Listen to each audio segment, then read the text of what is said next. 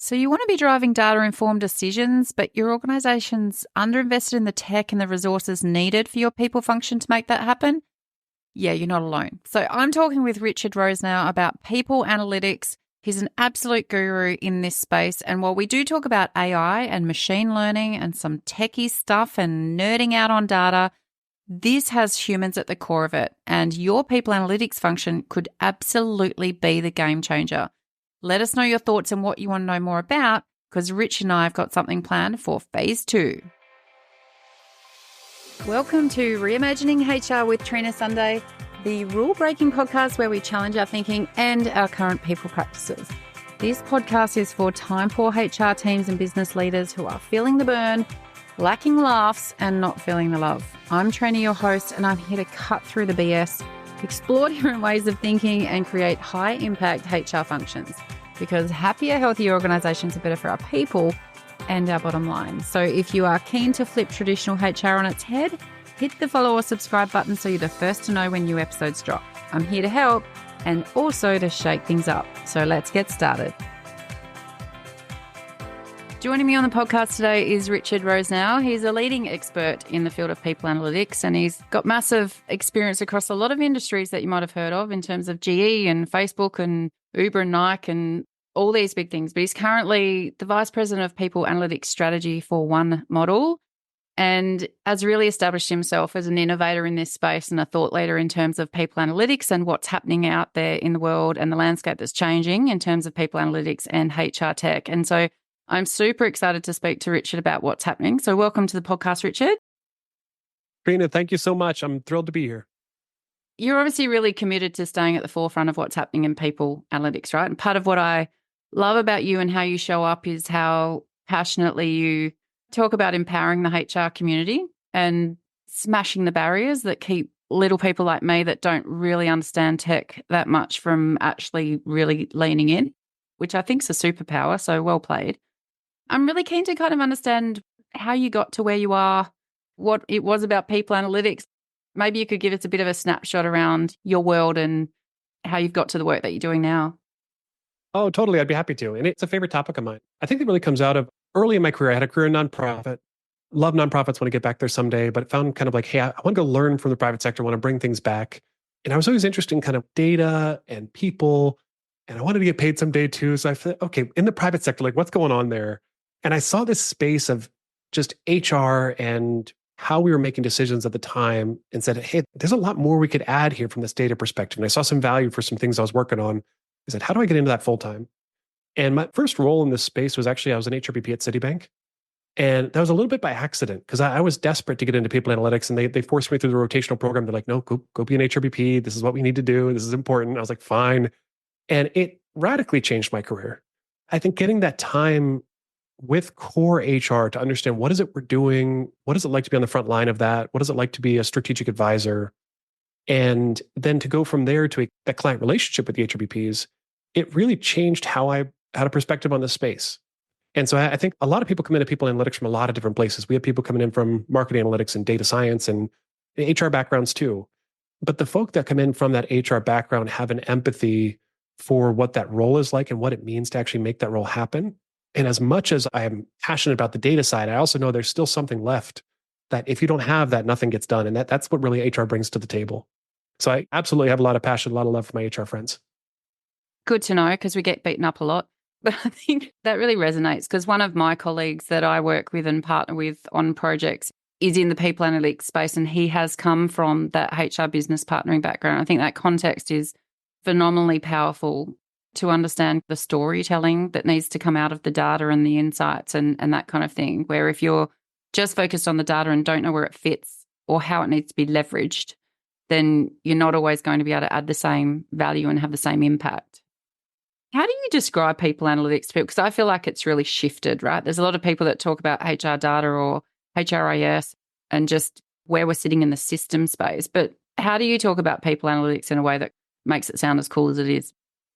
I think this has been a core passion of mine, is actually even just defining this space, because it is confusing. If you're looking at this from the outside, there's talent analytics and workforce analytics and colleague insights and people analytics. What's happening here? And the naming conventions they're not doing anyone any good, whether that's in the job market or just trying to learn what's happening. That's tough. So I try to stick with people analytics, but I really try to break it into three definitions because I think when we try to nail it down to one, it gets really tough. The three I really throw out there is around the community, the function, and the act.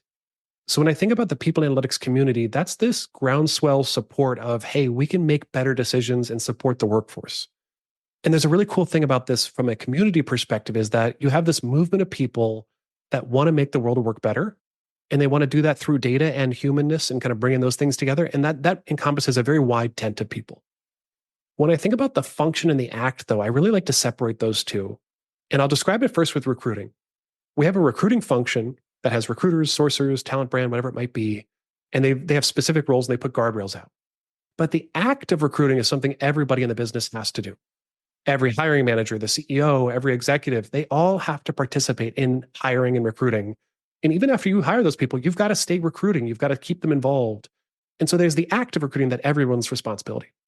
Very similar. We've seen people analytics really arrive as a function where it's a group of people that are setting up the guardrails. They're the experts in the space. They're there to help on the hard projects.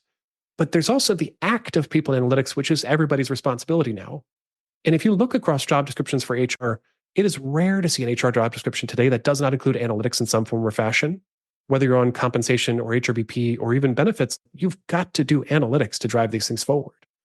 And so I think that blend of those two definitions is helpful because sometimes we say, well, to do people analytics well, you've got to know SQL and R and Python. And HR's over here like, I'm not going to learn those things. I have too much on my plate. No, not going to happen. Sorry. Yeah, the active, it's just a little different. Maybe a final kind of metaphor there. It's a little bit like when you have a car, do you need to know how the engine works to drive it? You don't. You need to know someone who knows how the engine works. You need a handyman who can fix the engine, but you've got to learn how to drive the car. So I think to all the HR listeners out there, learn how to utilize people analytics, but that's not the same thing as being part of the function sometimes. And I think that's where we get stuck sometimes as well in terms of the fear of the digitization and where we are coming from traditional HR context where we have not leveraged technology to the extent that we need to. And I'm going to throw some AI stuff at you in a bit. And I think that there is a fear around some of this because it feels like, and you can be overwhelmed by the massive gap. You know, when you talk about Python, when you talk about it's like, yeah, no, I'm not a coder and I don't know how to do all those things. And I think there's a barrier there, right? And part of what I love when I hear you talk is about removing barriers that people are experiencing to this stuff. What are you seeing in terms of the setup of people analytics functions? Obviously, you're working globally. You've got strong connections to Australia, but you're based in the US. One model is everywhere and exploding. What are you seeing in terms of people analytics functions in organizations and how it's growing as a specialism? Yeah, this is a fascinating question. I think the tough thing is that we see in case studies and at conferences, the best of the best sharing their best day ever. And that is fun to see sometimes, but it's really not that helpful. And I think personally, I experienced that too. When I went through some of my companies that I've been a part of, some of them have been phenomenal large people analytics teams, but you get to them, you join them and you're like, oh, you guys are still using Excel for a lot of stuff. And oh, we're still struggling in a lot of ways. But like no one's talking about that. And we really should be. And so I think that's been the real benefit of my role here at One Model. We're a people analytics platform. I'm our VP of people analytics strategy, and I do a lot of our community work. But within my role, I talk to about 300, 400 companies a year about people analytics, where they're struggling, what they're up to, what's happening. And I do a lot of networking conversations in the space. And my favorite part of my job is I get to hear what's going badly. And there's a lot going badly. It's hard. This is a hard job, and this is a hard thing to accomplish. So I think when we think about people analytics teams, there's a handful of those like mega teams that are like 100 plus multi-million-dollar budgets. They're just churning out case studies. There's a lot of teams in that 20 to 15 range. There's a bunch of 5-person teams, and then there's a long tail of people that it's one person. That's most of the teams that are out there. Like the overwhelming most is, hey, we need someone to work on data.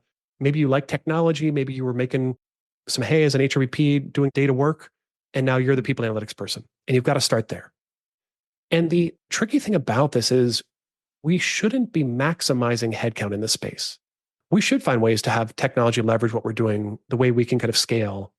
More heads isn't always better. So I think there was a moment maybe 5 or 6 years ago where we were judging people analytics teams on how mature they were by how many headcount they had.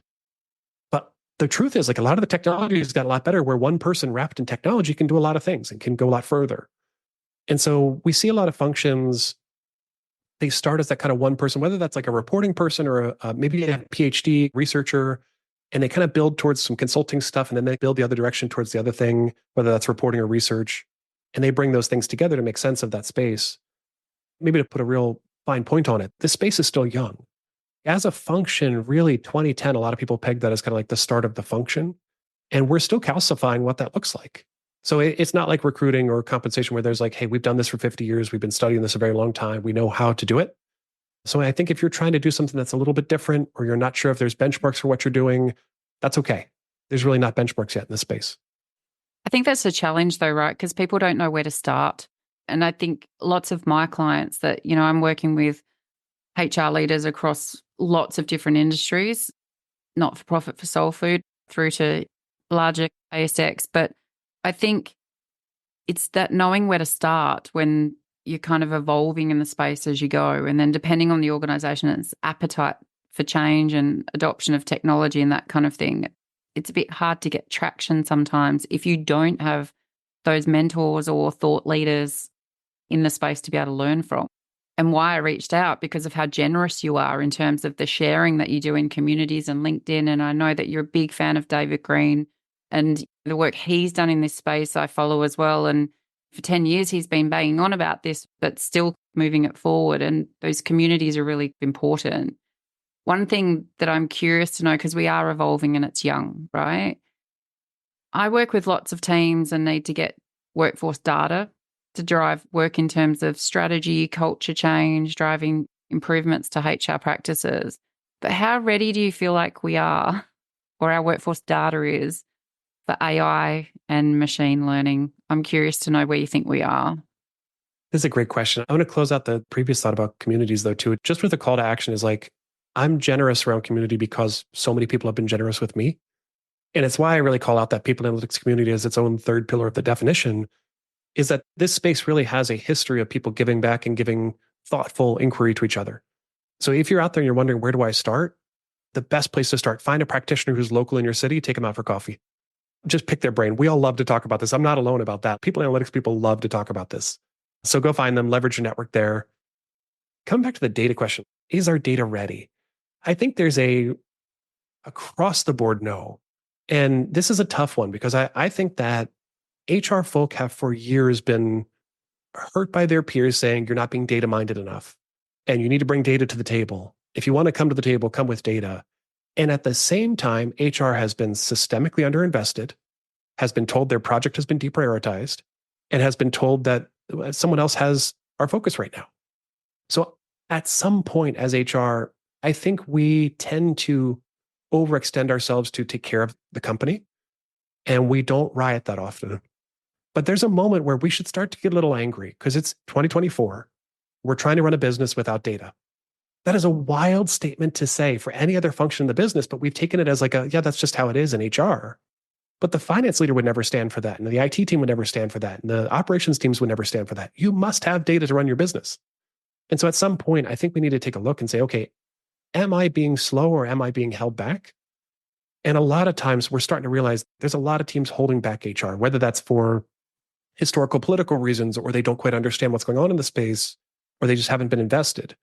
So as much as I'm trying to get education out there to the HR community, there's a real movement we need to do to educate our peers on what's happening in the space and the power of this work, not only to help the company, but to help them as leaders, to help the CFO as a leader of an organization, the CIO as a leader of an organization, to make sense of their organization. But I do, coming from that HR background and coming into this role where I can get a little noisy, I'm definitely a little angry sometimes because it's tough when you see HR teams being held back. And I think a lot of HR teams are held back more so than teams are not wanting to try, because I see a lot of teams trying very hard. What does that look like? Angry Richard trying to rile up against. I go on podcasts and I get real noisy. No, I try to best inform folk with the arguments I've heard. And I hear a lot of arguments from a lot of people that have either made some traction or gotten some traction. Can you share some? Yeah, I think the one I shared there's a big one, which is not only are you a functional partner, you're also a people leader. And a lot of times that's both a surprise, but also a defensive spot for those kind of like C-suite, because it's their data. And that's what makes our data so different in HR is like, we don't have some abstracted second degree data. This is the data of our peers, of our coworkers about their potential and diversity and compensation. And those can be scary things to start to analyze. And when those peers start to give that up to the HR team has a look behind the curtain in a way that they might not be comfortable with. So I think it's both getting them comfortable, but also helping them understand as a people leader, you have to make a lot of workforce decisions and you're flying blind right now. And we want to be able to support you in those ways. I think too, just the understanding that data is the core issue. So one of the blessings I think a lot of people in analytics teams have had lately is the generative AI movement, because generative AI has shined a light on the fact that we don't have workforce data available. Because you can't do generative AI, you can't do downstream LLM activities if you don't have data that's organized, architected, prepared. It has to have access to the data. So I've encouraged a lot of teams that want to do analysis and drive their business with people analytics. I said, like, lasso that latest hype, find that generative AI hype, bring that in and get that to clean your data. Let's use that. What does that look like? I think there's a bit of a flow. We talk a lot about the people data supply chain over here. So when I think about the data supply chain, to do analytics well, you need access to your data. To get access to your data, you actually need well implemented technology. But we tend to think of that as a tech problem then. But the truth is, well implemented technology comes from really well standardized operations. And standardized operations come from your strategy making sense. So that flow from strategy, ops, tech, data, and analytics is one that HR leaders really need to take a second look at, because that's a really critical strategic flow for modern business to understand, how is my data getting encoded? So the word I'm using there around encoding is that act of, I have a human process, I've wrapped it in technology, and by wrapping it in technology, I can now get data out to make sense of it. That process is normal and regular for a lot of functions. It's very new for a lot of HR teams. And it's one that as HR, I think we have the least encoded function. A lot of our stuff is still very human for very good reasons too, but it's very hard to encode a lot of the stuff in our space. So until you have your operations standardized, until you have a technology set up, you're really not going to get data out. And then once you have the data out, then you get to do the people analytics with it downstream. So unfortunately, it's like some of this hard work that we know we should have already done, we have to go back and get that done so we can do generative AI, so we can do people analytics and all these things. And if you're having trouble just accomplishing generative AI or accomplishing people analytics, it's probably not hire more data scientists. It's probably, hey, go focus on getting that data extraction right and find a partner that can help you get the data out of that technology, or go fix your technology, or go standardize your ops, or set your strategy. I think it's really interesting because there's also, as you're talking there, I'm thinking around a lot of shift that I'm seeing happening in terms of HR disruption around not standardizing processes. But what I mean by that, and I know that this isn't what you mean by it, but not having one size fits all, being more customer centric in terms of our design of the people practices that might fit one area of your organization, but not the other. And so I think there is both an opportunity and a challenge around how you standardize, but across those different employee personas or those different groups that you are trying to support, enable, empower to do all that good stuff sustainably for your organization to make a lot of money and do good things in the world. How do you see data either helping or hindering when you're trying to be more agile in terms of HR practices? Yeah, that's a great question.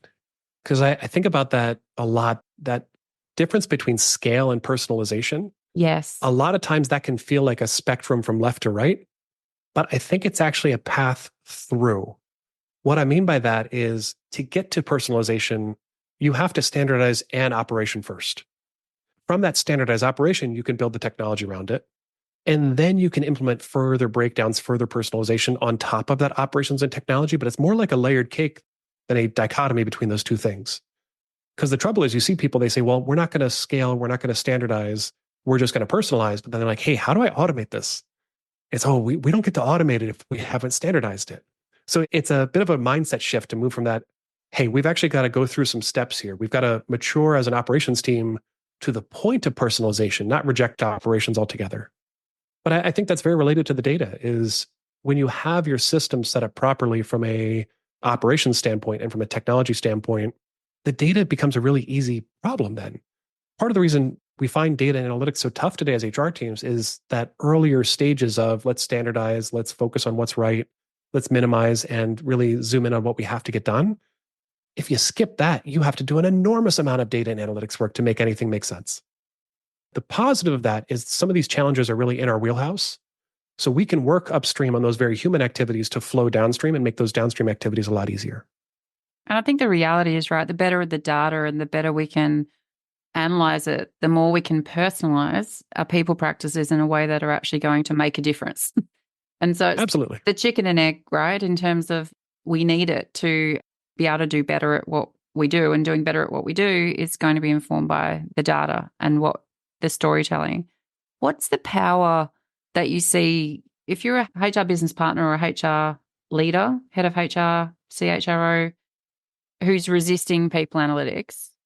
How do you sell it to them in a short way? Have you found like what that thing is that gets them to light up about it? A great question. And it's an interesting one because I think 10 years ago, we saw that a lot more often. We're starting to see a lot of CHROs actually come from data oriented companies and then proliferate out. So part of what's happening with people analytics, the reason we're seeing a lot more people analytics teams is a lot of HR teams that saw it happen really well are now scattering out into the world and starting other functions or building other HR teams. I think that if your CHRO is still on the fence, the word I keep coming back to lately is confidence, which is, are you feeling confident when you're in the boardroom? Are you feeling confident when you're talking to your peers? When you bring up these arguments that you're making to your peers, are they able to push it around in a way that you don't want to be pushed around?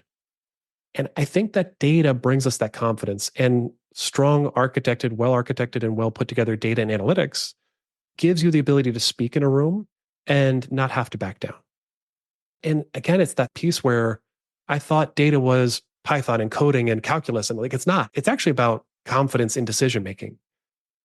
I think the other ones that come to mind are really with people analytics, it's not about predicting exactly what will happen.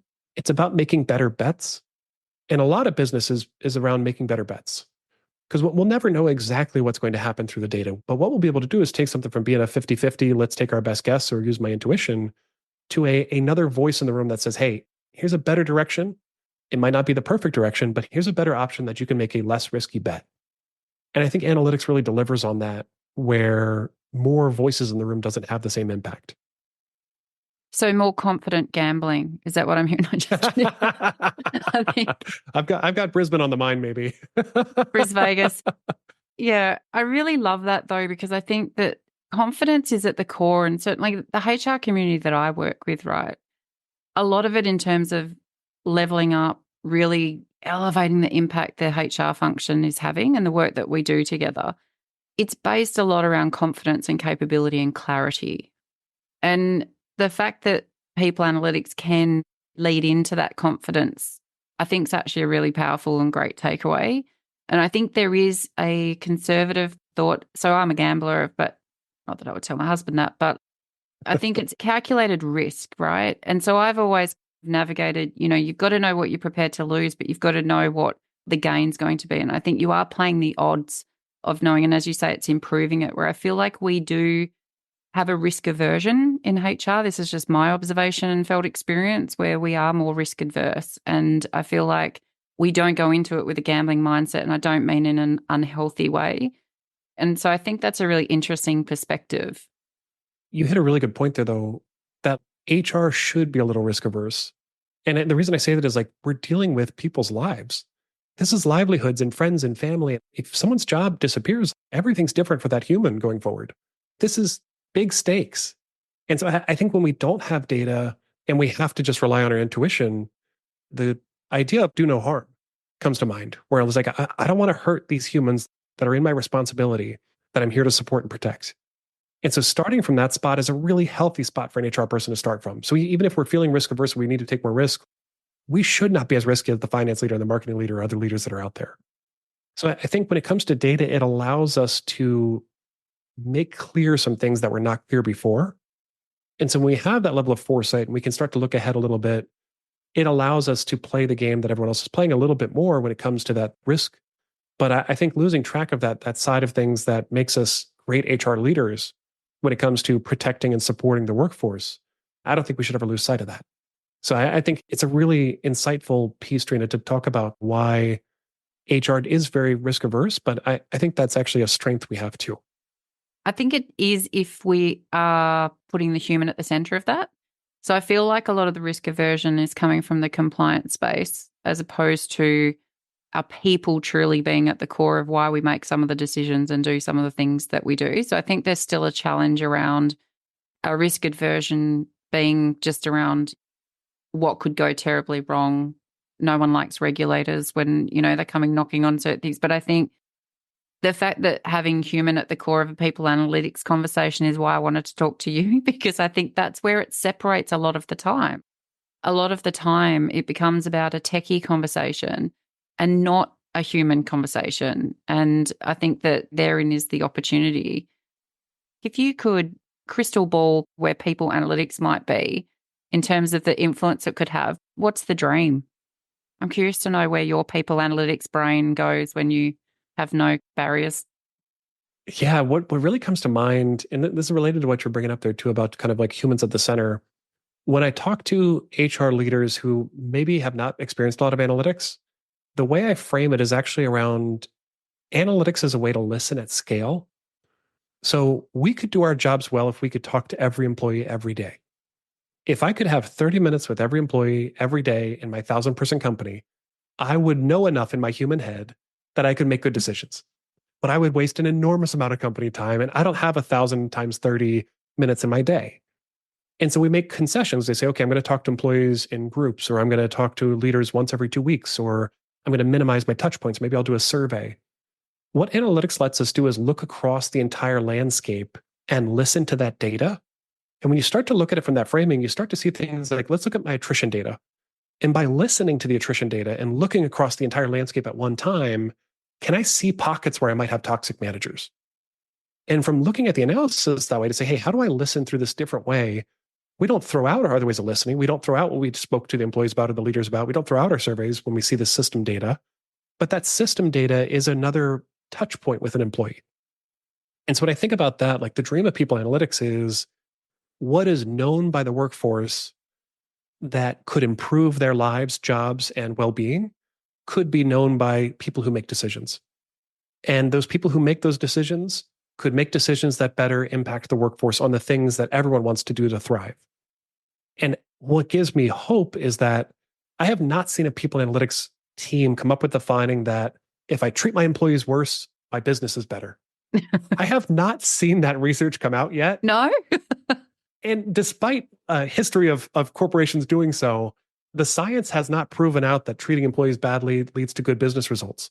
Every time I see a people analytics team do a deep research project, they find out that if you invest in your employees, if you treat them like humans, if you do these things that HR has wanted to do for decades, you will lead to better financial business results downstream. And so until I start seeing otherwise, I'm excited about the growth of people analytics because it means that that vision of better outcomes for workers, for workforces, and for businesses can get better aligned. That's incredibly exciting. And we do that by listening to the data. So exciting. I love that, listening at scale, because often we have the decisions being made by the people that are furthest from the people doing the work, right? And we do have a logistics issue in terms of trying to get that information. But I think it is also turning it from just data into being able to take multiple data points to be able to tell stories. When you talk about pockets of toxic leadership, for example, that's going to be coming from multiple data points, right? In terms of that storytelling. Absolutely. Yeah. And that's why we're so passionate about what we get up to here at One Model. You could think of us as a centralizing tool. So we pull in your survey data, your HR data, your recruiting data, your performance data. We get that all into that single unified data model. And from there, you can start to ask questions that otherwise you'd have to spend like a week gathering the data from all the different places. And to be able to do the analysis in that spot, to be able to do the machine learning you have to do to understand it, that's the dream we have here at One Model, to provide that logistical and infrastructure support to those HR teams to get them moving faster in that space. So it's absolutely core to who we are over here. And that, at the end of the day, is what impactful people analytics is going to look like, right? In terms of what you're talking about, in terms of thriving, then for organizations to be able to thrive as their people are. I'm curious as we close out our chat, Richard, to know, what does reimagining HR look like to you? If we could reimagine HR, what would we be doing differently? So I'm an HR exceptionalist. What I mean by that is I truly believe in the core of what HR is. I love HR and HR people, and I think HR is a great function. So I think in terms of reimagining, it's a little bit more like coming into our own, maybe the way I'd put it. I think that HR is driving the business through the lens of the workforce. The best HR people I've seen, I knew an HR leader when I was at Citibank, actually. She actually stepped in for the executive of the retail banking team when he retired. And she led that business while they were in search of a replacement. Not the CFO, not the COO, it was his CHRO. And to me, stood out as like clearly one of the best business leaders who saw the business through the lens of HR to be able to drive that. I think we're still heading there. And the benefit we have right now is technology is on our side. So I think until recently, technology was getting more and more esoteric and a little stranger. Like it's hard to learn SQL and see the ones and zeros and try to understand how that relates back to people. But the advent of a lot of these ChatGPTs and LLMs and different tools, where actually the technology is actually becoming a little bit more human coded. So if I can use human language and I can provide instruction to the computer that way, suddenly HR is in a really good spot because you don't have to know SQL anymore. You can ask the computer to do the SQL and you can work through the SQL with you. But you look at some of these prompts and you see like, give an instruction on what you're looking for, give an example of what good looks like, give the key responsibilities, tell them who they are. And you're like, that's a job description. That's a really well-written job description as a prompt. And we're good at job descriptions. So I see the technology taking steps towards us. So in this moment, kind of where HR is heading, I would not be surprised if HR looks more like it did 30 years ago than it does today, 30 years from now.